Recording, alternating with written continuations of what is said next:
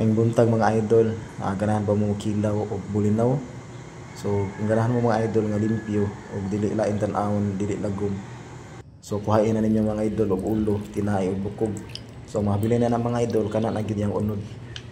Tanawa mga idol, unsa ka lami ug unsa ka limpyo tan-awon ng atong bulinaw. Makita ninyo mga idol sa iyang sabaw nga puti lang gyud siya, dili siya lagom. Naibutangan na ako siya limonsito. Ang kulang rin ganda ni sili kaya huwag ko kapay itong sili. Wala siya mga idol. Hinilaw nga bulinaw.